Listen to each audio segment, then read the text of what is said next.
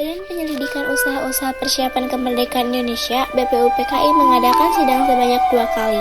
Hasil sidang BPUPKI pertama dan kedua tersebut membahas dasar negara dan bentuk negara.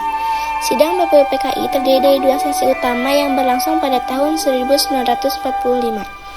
Sidang pertama berlangsung dari 29 Mei hingga 1 Juni.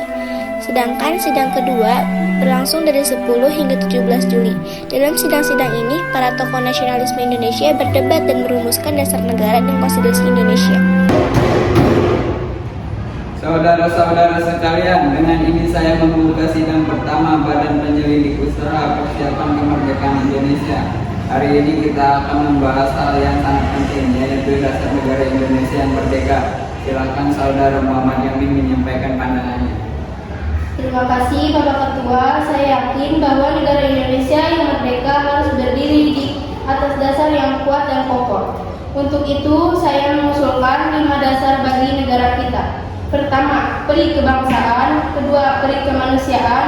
Ketiga, peri ketuhanan. Keempat, peri kerakyatan. Dan kelima, kesejahteraan rakyat. Terima kasih Saudara Yamin. Selanjutnya saya persilakan Saudara Suepomo untuk menyampaikan pendapat.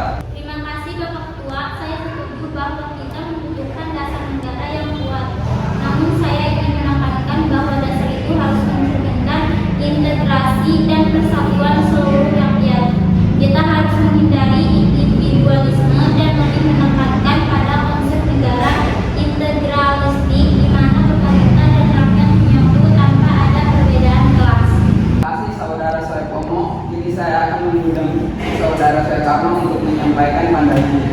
Saudara, izinkan saya mengajukan pandangan yang berbeda.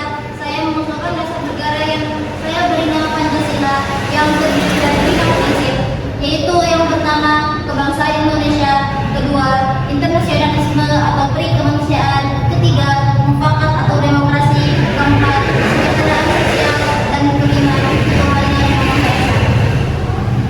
Saudara-saudara, dengan dasar ini kita akan membangun negara yang tidak hanya adil bagi rakyat Indonesia, tetapi juga mampu berdiri sejajar dengan bangsa-bangsa lain di dunia. Saudara-saudara, saya lihat bahwa banyak gagasan baik yang telah diajukan. Kita akan mempertimbangkan semua usulan ini dan melanjutkan diskusi di hari berikutnya. Saya yakin kita akan menemukan dasar negara yang terbaik untuk Indonesia. Terima kasih Bapak Ketua. Saya yakin dengan semangat kebersamaan ini kita akan menemukan solusi terbaik. Kita harus berjuang bersama demi masa depan bangsa. Setuju, ini baru permulaan dari perjalanan panjang kita. Baik, kita hari ini kita itu terima kasih atas partisipasi semua. Kita lanjutkan di kesempatan berikutnya.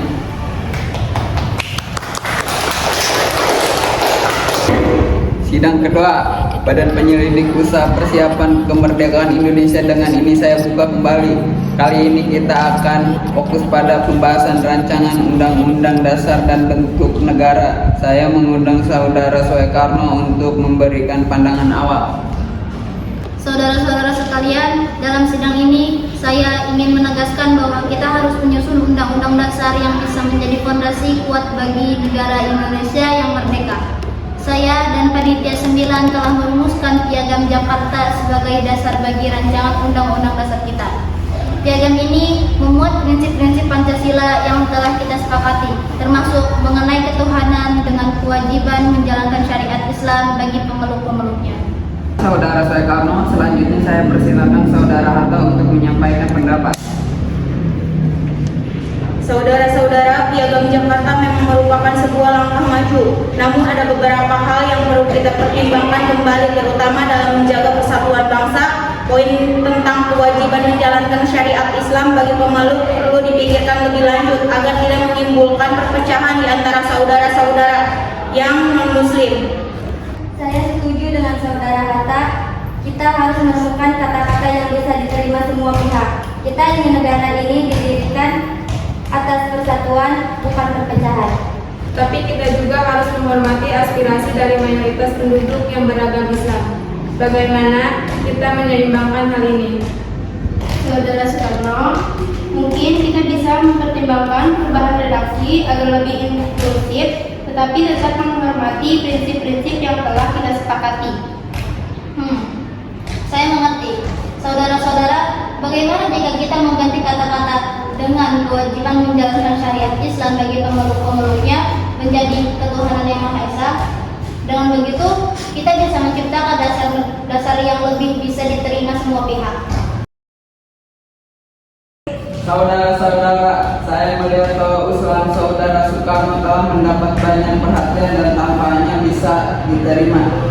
Mari kita sepakati perubahan ini sebagai bagian dari rancangan undang-undang dasar.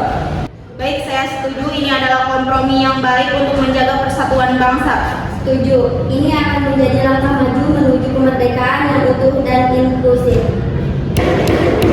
Baiklah, dengan ini kita menyepakati perubahan tersebut. Sidang hari ini kita akhiri. Terima kasih atas partisipasi semua. Kita akan lanjutkan pembahasan teknis lainnya pada sesi berikutnya.